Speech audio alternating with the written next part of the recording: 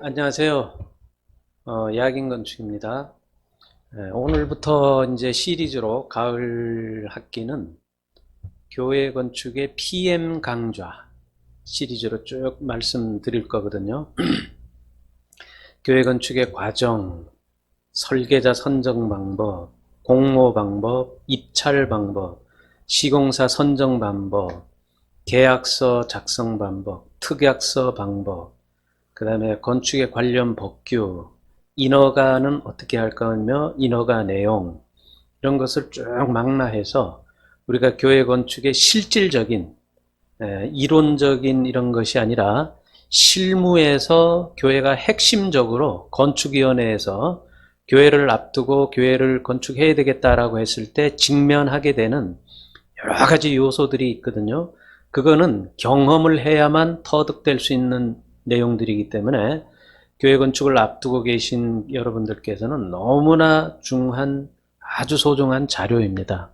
이것을 저희 회사가 한 30년 정도 교회 건축의 일을 집중적으로 하면서 터득한 이런 노하우들을 여러분들께 이렇게 강의로 말씀드림으로 인해서 여러분들께서는 겪어보지 않은 내용을 미리 알게 함으로 인해서 교회 건축 과정에서 시행착오를 줄이고 또 건설회사나 여러 가지 관련 회사와 업체들 간에 어떤 불협화음이나 이런 것들이 없이 은혜롭게 잘 완성될 수 있도록 인도하는 데 목적이 있습니다. 강좌를 시리즈로 잘 들으시고 또 조금 더 체계적으로 순서별로 봐야 되겠다라고 하면 썸네일에 이제 있습니다만 야긴 홈페이지 들어오시면 이 강좌가 시리즈로 쭉 떠 있기 때문에 또 강좌를 들으시고 또 여기 조금 더 부족하고 상담을 원한다 하시면 또 상담에 대한 안내가 되어 있어요. 그쪽으로 또 상담을 하시면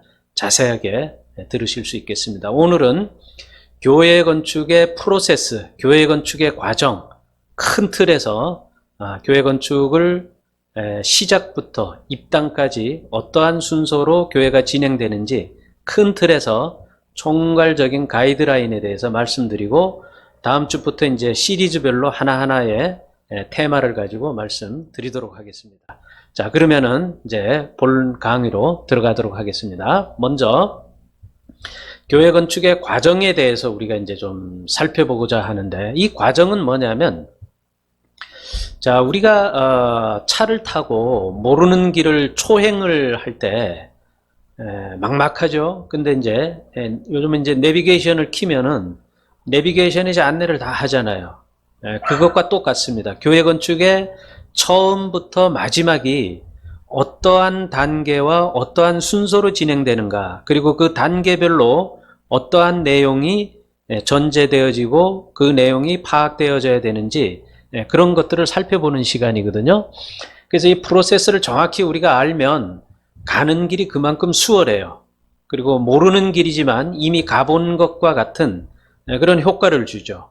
그래서 요 다음 단계는 우리가 뭘 대비해야 되고 또 요 단계에서 뭐가 중요하구나, 이런 핵심 포인트를 우리가 파악할 수 있기 때문에 너무나 중요하죠.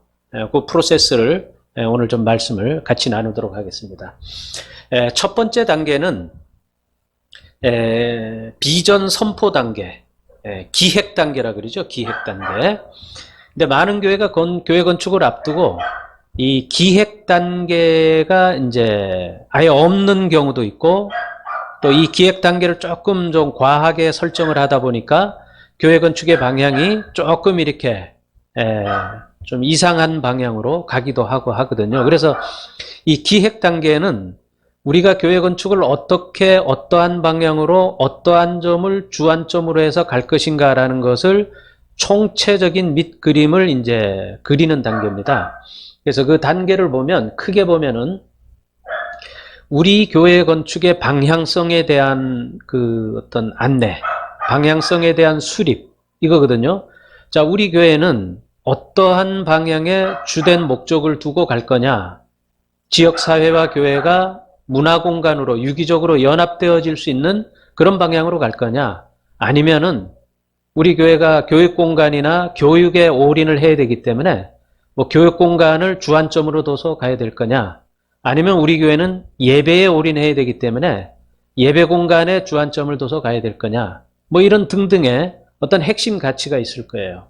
그것을 우리 교회와 또 건축위원회가 어떤 하나의 큰 틀을 설정하는 것이 이 단계입니다. 단계고, 그 다음에 이 단계에서는 왜 우리가 건축을 해야 되느냐라는 이런 기회 요건에 대한 어느 정도의 분석을 하고 들어가는 것이 필요합니다. 대부분 보면 교회 건축을 해야 되는 그 이유에 대해서 여러 가지가 이유가 있는데, 많은 교회들이 왜 교회 건축을 해야 됩니까? 라고 제가 질문을 해보면 가장 많은 대답이 공간이 부족해서 져야 됩니다, 이렇게 대답하거든요. 근데 그게 틀린 말은 아니지만 그것이 기획의 주된 키 포인트, 핵심 가치가 돼서는 안 돼요. 공간이 부족하기 때문에 교회를 짓는다, 이거는 굉장히 핵심에서 좀 벗어난 가치입니다. 교회 건축의 가장 큰 이유, 목적이라고 한다면, 물론 복음을 전하고 전도하는 것이 목적이지만 교회의 지속 성장에 맞춰줘야 돼요. 교회의 지속 성장, 역동적인 성장과 부흥, 이것을 구현해낼 수 있는 전략과 방침으로서의 교회 건축에 맞춰줘야 된다는 거죠. 왜 그러냐면 지속 성장화되지 않고서는 교회가 성장할 수 없기 때문에 그렇고, 지속 성장이 가능하지 않게 건축이 되어지면 교회 건축을 한 다음에 오히려 교회가 정체성에 접어들게 되거든요. 그래서 이게 중요한 거죠. 공간이 부족해서 우리가 교회 건축을 한다라는 쪽에 목표를 두고 하면은 교회 공간이 포화 상태가 되면 성장이 멈춰버립니다. 여기 80년대 지어진 한국교회의 현 주소거든요. 그때는 어떻게 지어졌어요? 공간이 부족하니까 교회를 지어야 되겠다라고 해서 지어진 게 뭐예요? 본당이 약 55%에서 60%를 차지하게 되는 건축의 방향으로 지어졌어요. 그 당시에는. 왜냐하면 건축의 목표가 예배 드리는 거에 맞춰져 있었거든요. 아직도 그 잔재가 2021년까지 아직 지속적으로 계속 반복되고 있어요. 그러니까 이만큼 중요한 겁니다. 교회 건축의 방향이 뭐냐? 교회 건축을 우리가 왜 하느냐?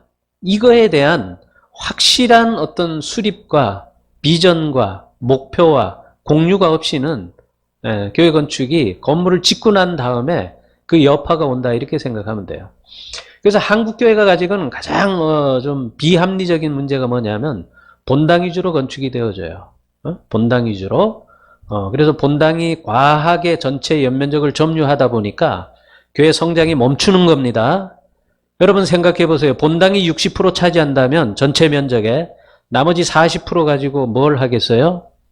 이 방향 자체가 처음에 수립이 잘못된 상태에서 진행됐기 때문에 이런 그 비합리적인 현상에 직면해 있는 겁니다. 그러니까 굉장히 중요해요. 교회 방향이 뭐냐, 왜 건축해야 되느냐, 이 목표 설정. 그는 지속 성장에 있다라는, 교회의 지속 성장. 영어로 Sustainable Church Architecture. 어떻게 하면 끊임없이 역동적으로 성장하느냐.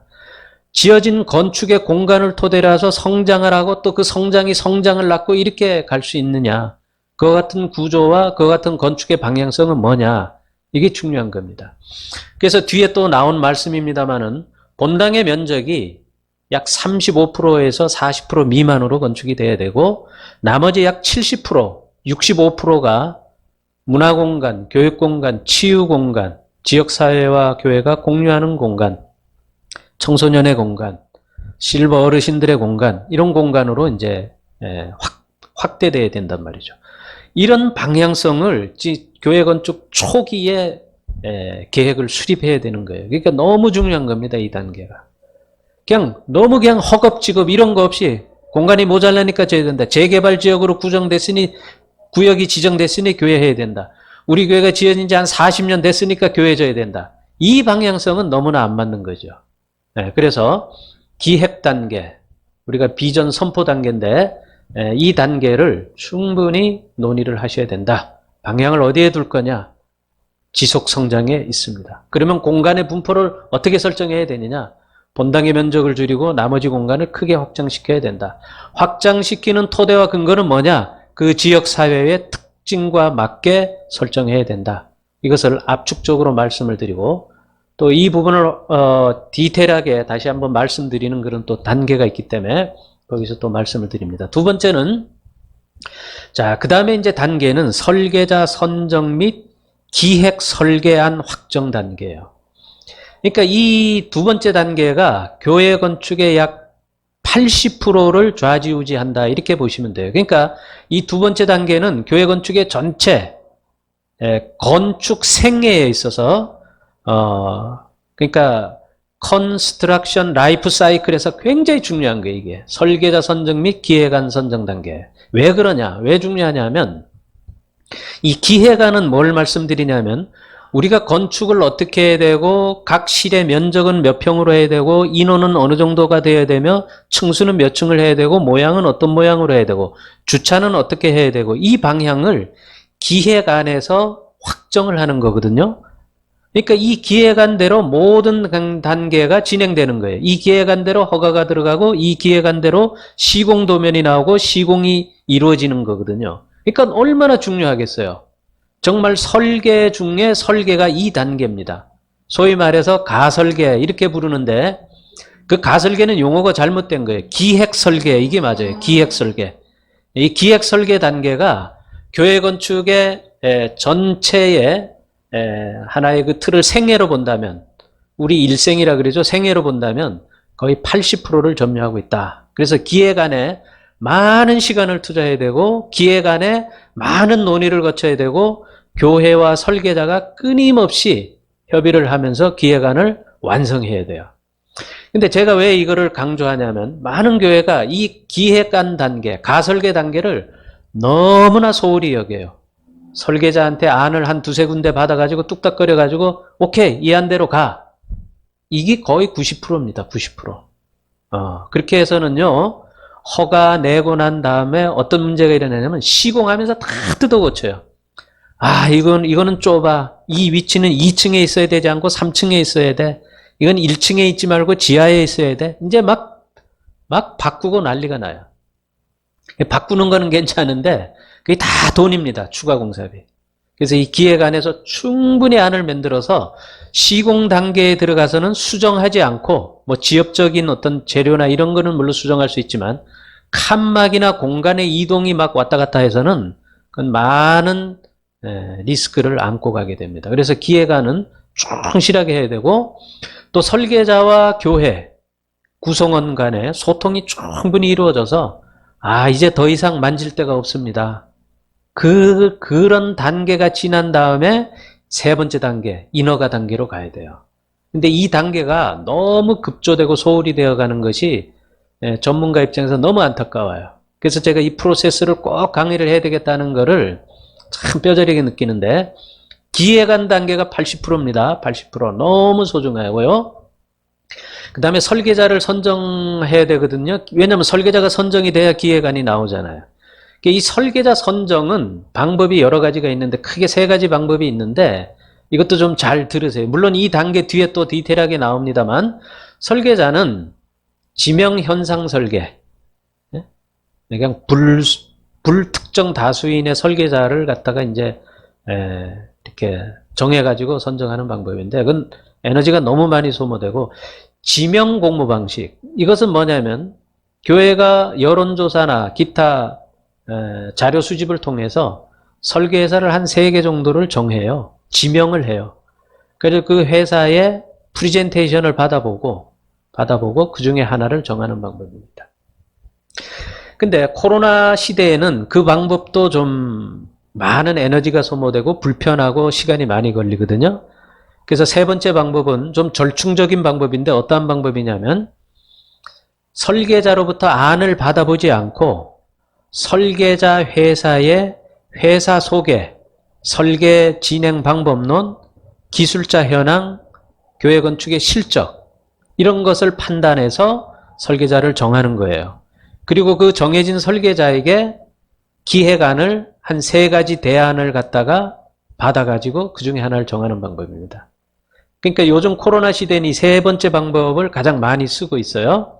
왜냐하면 시간을 반으로 줄일 수가 있고, 왜냐하면 3개의 설계자를 정한 다음은 3개 회사의 설계자를 정해서 안을 내봐라. 그러면 세계회사가 안을 내잖아요. 그럼 그 세계회사가 설계회사를 만드는데 한 달 이상 걸리죠? 그걸 심사하는데 한 달 이상 걸립니다. 근데 심사가 은혜롭게 끝나면 모르는데, 아니, 목사님은 A 회사가 좋다 그러지. 성도들은 B 회사가 좋다 그러지. 장로님들은 또 C 회사가 좋다 그러지. 의견이 분분해지죠. 그럼 많은 또 에너지가 소모가 돼요. 그래서 그 방법은 코로나 이전에 대면이 활발하게 이루어질 때 가능한데 지금 이 코비드 시대는 그게 어렵잖아요. 그래서 세 번째 단계를 많이 선호합니다. 설계회사를 한 3군데 정도 잠정적으로 지명해서 그 회사의 실적, 설계 방법론, 기술자 현황, 그 다음에 설계의 그 철학과 이념, 이것을 듣고, 아, 우리 교회와 저 회사가 가장 맞는 것 같다라고 정한 다음에 그 회사가 안을 한 3가지 제안해서 그 중에서 한 안을 정하는 방법입니다. 그래서 이 기획 단계, 설계자 선정 단계 너무나 중요하고요. 그 단계가 끝나면 이제 3번째 단계는 인허가 단계라 그러죠. 건축 허가를 내는 단계입니다. 자, 이 인허가 단계는 비전문가들이시기 때문에 그냥 개념적으로 아, 이런 게 있구나 정도만 알아두면 되는데 크게 이것도 좀 알아두셔야 돼요. 왜냐하면 너무 모르시니까 이게 뭐 어떤 일정을 잡으실 때, 아, 우리가 이때 건축하면 뭐 이때 건축해서 이때 이 땅 예배 드릴 수 있어. 라고 그냥 일방향적으로 안을 그냥 막 잡거든요. 근데 그렇게 안 돼요. 실제 해보면. 왜냐면 이 인허가 기간이 어느 정도 걸리고 인허가가 어떠한 단계를 밟아야 되는지를 모르기 때문에 이게 요즘은 인허가 기간이 굉장히 길어지고 있는데 고려해야 될 사항입니다. 요즘 코비드 시대가 되니까 많은 공무원들이 특히 건축과에 관련된 공무원들이 재택근무 많이 해요. 그 외에도. 그러다 보니까 인허가 처리 기간이 많이 길어져요. 저희들이 이제 실무에서 부딪히는 그 형태가. 그래서 인허가 기간이 많이 딜레이 되는데, 자, 인허가의 종류와 내용은 어떤 거 있냐면, 첫째는 건축 심의를 건축 허가 전에 득하게 돼 있거든요. 건축법에서. 근데 그 심의는 면적으로 따져요. 연면적이 1,500평 이상으로 건축을 해야 되겠다라고 하면 건축 심의를 건축 허가 전에 득하게 되어 있습니다. 그래서 한 달에 한 번씩 심의가 개최가 되기 때문에 그걸 알아두셔야 되고, 그 다음에 건축 허가가 진행이 되는데요. 건축 허가는 보통 2개월 정도 소요가 돼요. 건축 허가가. 그 기간도 좀 어느 정도 알아두시면 좋아요. 자, 두 번째는 지하 영향성 심의라는 것이 2021년도에 생겨났어요. 이것은 뭐냐면 지하를 팔 때 지하 그 깊이 있죠. 굴토 깊이가 10m 이상을 파게 되면은 지하 영향성 심의라는 것을 받게 돼 있어요. 그게 보통 한 4개월 걸립니다. 그리고 비용도 많이 들어가거든요. 그래서 지금 10m는 어느 정도냐면 지하 2층 정도 이상이에요. 그러니까 지하 3층 정도 굴착을 하고 지하 3층을 건축해야 되겠다라고 한다면 지하 영향성 심의 대상 건물이 된다. 이렇게 이해를 해야 됩니다. 그리고 4층 이상을 판다. 그러면 중규모 지하 영향성 심의를 받게 돼 있는데 그것은 한 6개월 이상 걸려요. 근데 많은 교회가 이제 이렇게 기간이 걸리는지를 모르시죠. 그리고 기간을 뭐 짧게 건축에 일정을 계획을 하시는데, 그래서 보통 뭐 큰 그게 아니라면 지하 2층 정도가 시간을 단축하는데 굉장히 유리합니다. 그 다음에 교회는 기둥과 기둥 사이가 멀잖아요. 본당 안에 기둥이 없어야 되니까. 근데 그 기둥과 기둥 사이의 길이가 20m 이상이 되면 구조심의를 또 받아야 돼요. 구조심의. 그래서 19.5m 이렇게 줄여줘야 됩니다. 그것도 좀 알고 계시는 게 좋아요. 그 다음에 수도권에서는 3,000평 이상을 건축할 경우에는 교통영향성 평가라는 것을 받아요. 교통영향성 심의. 그래서 3,000평 근처라면 3,000평 미만으로 건축하는 것이 좋습니다. 그래서 크게 보면은 건축심의, 건축허가, 구조심의, 그 다음에 지하 영향성 심의 이런 거가 있고, 자, 근데 우리 교회는 도로가 20m 이상 도로에 접해져 있습니다라는 교회가 있어요. 그런 교회는 경관심의나 미관심의, 지금 미관심의는 없어졌는데 그게 이제 경관심의로 대체가 됐어요. 경관심의 대상이 됩니다.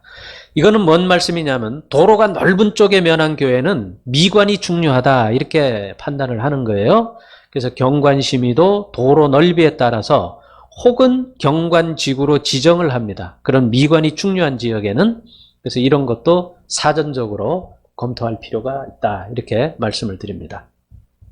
그래서 인허가 단계가 끝나면 그 다음에 이제 인허가와 결부해서 실시 설계를 하죠. 실시 설계. 시공회사를 선정할 수 있는 설계입니다. 그 단계가 인허가 단계 및 설계 단계 이렇게 보시면 돼요. 세 번째 단계. 그래서 도면이 끝나면 네 번째 단계는 시공회사를 선정하셔야 되잖아요. 건설회사. 그 시공회사를 선정하는 단계를 입찰 단계라 불러요. 입찰 단계. 입찰 단계는 뭐냐면 설계자 선정과 거의 비슷한데 시공회사를 어떻게 선정할 거냐. 여러분 시공회사를 교회를 한 번도 져보지 않는 건설회사를 정하면 리스크가 많죠. 리스크 많습니다. 우리 교회를 져야 되는데 아파트 전문회사를 정했어요. 교회 시공자를. 그러면 엄청 애먹어요. 그분들은 잠옷일이 뭔지를 몰라요. 제가 그 양천구에 어떤 교회를 갔더니 그 큰 교회인데 건축을 앞두고 건설회사를 그 지역에 아파트 짓는 건설회사한테 교회 시공을 맡겼어요. 그때 너무 애먹는 겁니다. 아파트는 어때요? 벽식 구조죠. 근데 교회는 어떤 구조입니까? 이 장습한 구조거든요. 그러니까 이제 애먹죠. 그래서 교회에 실적이 있는 건설회사를 한 4-5군데를 지명을 하셔가지고 그들에게 도면과 시방서와 입찰 조건을 주고 견적을 내라. 그래가지고 건설회사를 선정하는 단계. 이게 입찰 단계입니다. 근데 이 입찰 단계는 너무나 중요한 게 나중에 교회가 리스크가 있어가지고 애를 먹고 있다. 건물을 짓다가 중간에 중단이 돼가지고 아주 그냥 너무 교회가 리스크에 엄청나게 노출이 되어 있다라는 교회를 가보면 그 핵심 문제가 건설회사하고의 문제로 그렇게 돼 있어요. 대부분 가보면. 그래서 이런 리스크를 줄이려면 입찰 단계에서 그 같은 리스크를 줄이는 입찰의 진행 방법으로 끌고 가야 돼요. 그래서 이게 왜 그러냐면 많은 교회가 입찰을 할 때 가보면 설계자가 작성한 도면과 시방서만 달랑 주고 이 건물을 짓는데 공사비가 얼마가 되는지 뽑아서 우리한테 2주 후에 제출을 해주세요 라고 해서 제출을 받아가지고 그 중에서 제일 저렴한 데를 정한단 말이죠. 한 80%가 그렇게 정해요. 그러다 보니까 이제 어려움을 겪게 됩니다. 그래서 이 입찰 단계에서 어려움을 겪지 않으려면 그렇게 입찰을 해서는 안 돼요. 많은 교회가 이제 입찰을 그렇게 하는데 그렇게 해서 입찰을 하면 안 됩니다. 입찰 단계에서는 그거는 이제 가장 우선적인 개념이고 공정계획 어떻게 할 거냐, 민원 처리 방법은 어떻게 할 거냐, 하자 처리 방법은 어떻게 할 거냐, 주요 건축물의 자재나 이런 것들은 건축하기 전에 교회에다가 샘플을 보여주고 건축을 해야 된다든지 그 다음에 계약서에 여러 가지 독소 조항들이 있어요.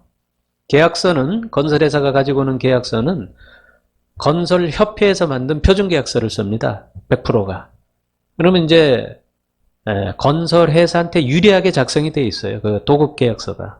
그거를 교회에 유일하게 조정을 하고 만드는 것이 특약서입니다. 특약서의 방법. 현장 소장의 경력 기준 이런 것들이 단순히 건축비가 얼마 들어갔는지 뽑아서 제출하시오라고 입찰을 하면 안 되고 이런 것들이 망라되어져서 입찰이 들어가야 돼요. 그래서 이 입찰 단계는 뒤에 세부적으로 한번 말씀드립니다. 그래서 입찰 단계가 네 번째 단계인데 입찰이 끝나면 그 다음에 이제 계약을 하게 되죠. 계약을 하게 돼요.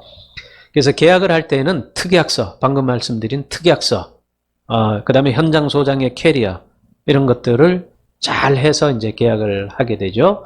다음 장 보시겠습니다. 그래서 이제 그 단계까지가 6번째 단계예요. 자, 기억하시죠? 첫 번째 단계부터 5번째 단계까지 왔어요. 와서 자, 그럼 그 단계마다 교회가 뭘 해야 되는지 어느 정도 숙지가 됐다고 이제 보여지는 겁니다. 몇 번 읽어보셔야 이해가 가세요. 자, 그럼 이제 6번째 단계는 뭐냐? 파이낸싱 단계. 금융 발생 단계예요. 대출 관련 단계. 한국 교회는 성도들의 헌금으로 지어진 교회는 지금 불가능합니다. 과거에 70년대는 그게 가능했는데 지금 그거 어려워요. 그리고 많은 제도권 은행권이 교회 대출 프로그램을 다 만들어 놨어요. 그래서 건축비의 뭐 한 65% 정도, 또 토지 대금의 뭐 한 60% 정도는 대출을 해줍니다. 근데 이자를 얼마만큼 저렴하게 우리가 파이낸싱을 하느냐, 이런 것들은 이제 두루두루 상담을 해야 되거든요. 그래서 여섯 번째는 건설회사가 선정이 되고 어느 정도 착공의 준비가 된다면 우리 교회가 어느 정도 대출을 받을 수 있는지 그걸 이제 노크해보는 단계예요. 그래서 과거에는 그러니까 한 8, 9년도 정도까지는 수협에서 대출을 굉장히 많이 해줬어요. 근데 요즘은 이제 수협이 조금 좀 소극적으로 되어져 있고 농협도 많이 대출을 하고 있고 제2금융권에는 뭐 어느 정도 다 다루고 있습니다. 교회 대출에 대해서. 신한은행도 대출을 해주고 있죠. 그래서 파이낸싱 단계가 여섯 번째 단계가 되겠고, 그 다음에 이제 일곱 번째 단계는 감리자입니다. 이 오타가 났네요. 감리자입니다. 감리자 선정 단계, 그 다음에 감독자 선정 단계예요. 자, 여기에서는 감리는 이제 현행 법이 바뀌어가지고 300평 이상은 다 상주 감리를 해야 돼요. 과거에는 1500평 이상은 다 상주를 해야 되겠고, 9층 이상, 그러니까 900평 이상, 다시 말씀드립니다. 900평 이상, 6층 이상만이 상주 대상이었는데, 지금 법이 바뀌어서 300평 이상은 다 감리를 해야 되죠. 그래서, 이 상주 감리를 하다 보니까 감리비가 많이 올라갔어요. 그래서 보통, 감리비가 설계비하고 비슷비슷해졌어요, 요즘. 그래서 상주 감리의 내용은 뭐냐면, 건축은 하루 종일 상주해야 되고, 소방전기통신은 이제 필요시에 현장 여건에 맞춰서 토목도 마찬가지고 그렇게 비상주 감리를 하게 돼 있죠. 그리고 뭐 한 3,000평 이상이 되면은 감리요원이 CM 관리사, 사업 관리 자격을 가진 분이 또 서류가 제출이 돼야 되고, 뭐 이제 요즘 안전관리사도 또 넣어야 되고, 이런 이제 내용들이 조금씩 강화되어 가고 있는 추세입니다. 그래서 감리자와 감독자를 정하게 되는데, 감독자는 건축주 입장에서 나와서 프로젝트 전체를 이제 교회를 대신해서 감독하는 사람이거든요. 이분들의 연봉이 거의 한 4,500, 뭐 5,000 이렇게 갑니다. 근데 이런 분들이 경력이 좀 많고, 특히 교회 건축 실적이 풍부한 사람을 하셔야 돼요. 아파트 많이 한 사람이 교회 감독자로 정하는데 그건 넌센스입니다. 그거 잘 몰라요. 프로세스도 잘 모르고. 그래서 감리자와 감독자를 선정하는 것이 이제 일곱 번째 단계다. 이렇게 보시면 되고. 자, 그래서 감리자가 선정이 되고 감독자가 선정이 되면 이제 시공 단계로 들어가죠. 그럼 시공 단계에서 가장 중요한 거는 우리 교회가 몇 개월 걸리느냐. 공사 기간입니다. 공사 기간. 그래서 이 공사 기간은 어느 정도 그냥 이렇게 숙지를 하시면 좋아요. 그게 세 가지입니다. 1000평 이하, 뭐 900평, 800평, 1000평 이하. 7개월에서 한 9개월 정도. 이렇게 걸린다. 이렇게 보시면 돼요. 물론 이제 지하가 깊으면 약간의 변수는 있지만 7개월에서 9개월, 1000평 이하. 그 다음에 1000평에서 1500평 정도 규모다. 그러면은 한 1년 정도. 우리 교회 1년 정도 걸리는구나. 이래 보시면 돼요. 2000평에서 3000평 되면 2년 보셔야 됩니다. 2년. 2000평에서 3000평 되면 거의 지하 3층 정도 돼요. 건물이. 네, 그래서 시공 단계, 시공 기간. 이건 어느 정도 파악하시면 되겠고.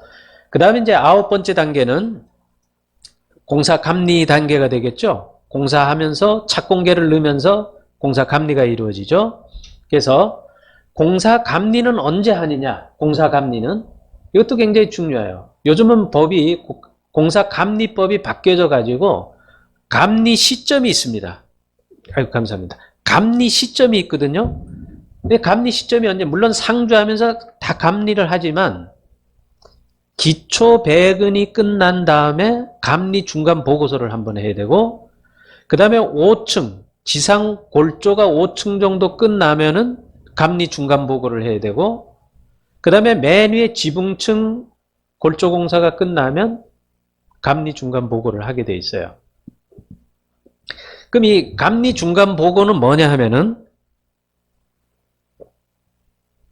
이 공사 진행이 안전적으로 제대로 되어 있느냐. 제일 중요한 게 구조거든요.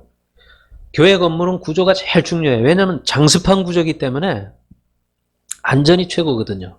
그래서 이 안전에 대해서 세 번 감리자가 중간 보고를 하게 돼 있어요. 교회가 이 보고서를 반드시 받으셔야 돼요. 그러니까 이 강의를 안 듣기 때문에 이걸 모르기 때문에 감리 보고 받아봤다 하는 그 교회가 별로 없어요. 근데 법상으로 이렇게 감리자가 보고를 해야 됩니다. 그리고 감리자는 그 단계에 건축 그 구조기술사가 와서 안전에 대해서 이렇게 같이 컨펌을 하게 돼 있죠. 감리 단계입니다.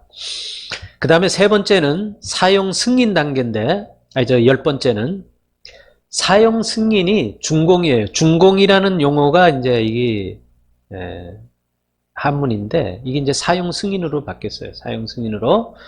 그래서 준공 단계, 사용 승인 단계. 그래서 사용 승인 단계는 사용 승인 검사를 구청에 신청을 해야 됩니다. 교회가 감리자가 대행을 해야 돼요. 그러면은 구청에서 인허가 관청에서는 검사가 나오는데, 자, 요거 잘 들으셔야 돼요. 검사가 나오는데 연면적 600평을 기준으로 해서 600평 이하, 예를 들어 550평, 뭐 400평 이렇게 600평 이하는 특별검사원이 나와서 조사를 해요. 특별검사원, 우리가 이제 특검이라 그러는데, 특검.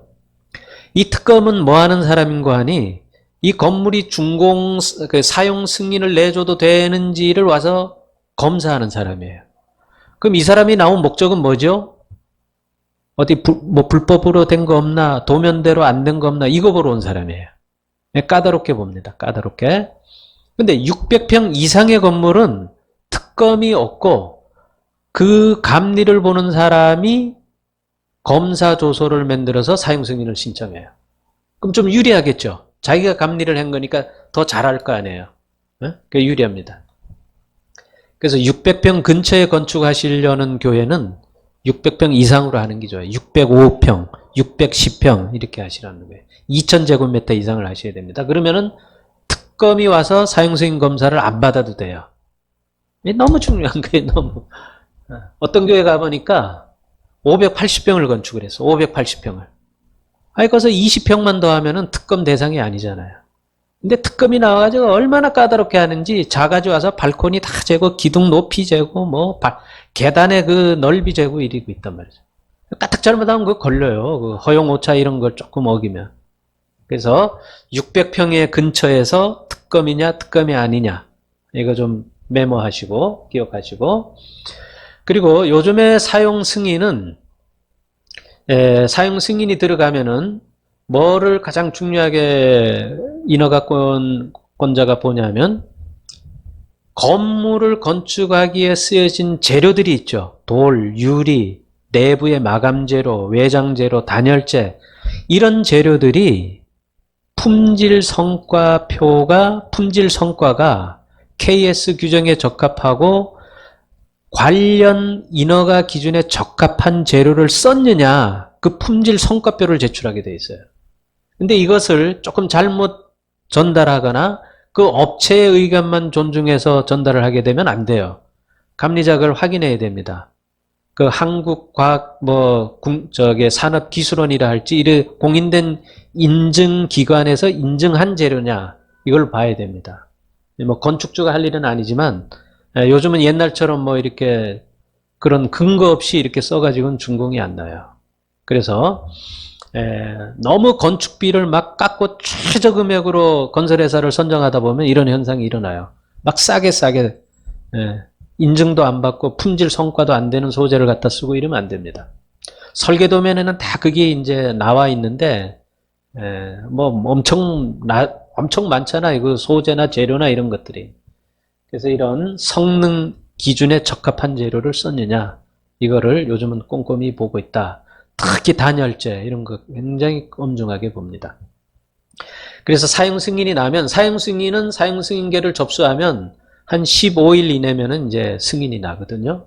그렇게 되고, 그 다음에 이제 입당 감사 예배 드리고 건물을, 교회를 사용하게 되는데, 이 단계에서 11 단계에서 11번째 단계에서 중요한 것은 건물의 사용 승인이 나면 교회는 뭘 해야 되냐면은 유지 관리 계획에 따르는 관련 도서를 CD로 작성해서 반드시 교회에 보관을 하셔야 돼요. 이게 이제 없어요, 이게.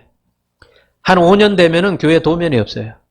다 분실하고 뭐, 이렇게. 나중에 이제 뭐 어디 하자를 고친다든지 뭐 좀 증축을 한다든지 뭘 고치려고 할 때는 도면이 없기 때문에 그냥 주먹구구식으로 땜빵식으로 고치게 되다 보니까 건물 수명이 확 떨어져요. 보통 한 40년 써야 될 거 뭐 한 30년 되면 막 건물이 형편없게 돼요. 그래서 설계자로 하여금, 감리자로 하여금 중공란 도면을 CD로 작성을 해서 교회의 교회 건축, 교회의 시공 관련된 분의 전담맨을 정해가지고 교회에 잘 보관하고 CD하고 출력된 도면을 보관하고 혹시 증축을 하거나 보수를 하거나 무슨 리노베이션을 하거나 이럴 때는 도면에 입각해서 유지관리 보수를 하셔야 됩니다. 자, 이상으로 11가지 단계를 우리가 살펴봤어요. 자, 11단계를 살펴보고 이제 정리를 하겠습니다. 우리가 쭉 살펴봤죠. 우리가 교회 건축의 처음서부터 마지막 단계까지는 이런 과정으로 간다라는 걸 우리가 살펴봤단 말입니다. 자, 가장 중요한 거는 뭐라 그랬어요? 두 번째 단계. 기획 설계 단계. 너무나 중요하고, 그 다음에 시공 단계에서는 뭐예요? 입찰 단계. 입찰 단계 너무 중요하고요. 그 다음에 이제 감리 단계. 감리 단계에서 뭐가 중요합니까? 감리 중간 보고서 받는 단계. 너무나 중요하고, 그 다음에 사용 승인이 끝나서 입당할 때는 뭐가 중요해요? CD로 도면을 구워서 반드시 교회에 보관하시고, 큰 열쇠로 채워 놓으시고, 전담맨을 선정을 하셔서 유지관리에 따르는 준비를 하셔야 됩니다. 자, 오늘 피행 강의 1강인데 여러분들께서 잘 들으시고 시행착오가 없었으면 좋겠고요. 다음 주에는 이제 이 세부적인 단계에서 하나하나씩 들어가서 자세하게 알아보도록 하겠습니다. 자, 오늘 경청해 주셔서 감사드리고 피행 강의 계속 진행됩니다. 여러분 교회 시행착오 절대 겪지 않고 은혜롭게 건물 성공적으로 완성되는 그날까지 야긴 건축 함께 합니다. 많은 구독해 주십시오. 감사합니다.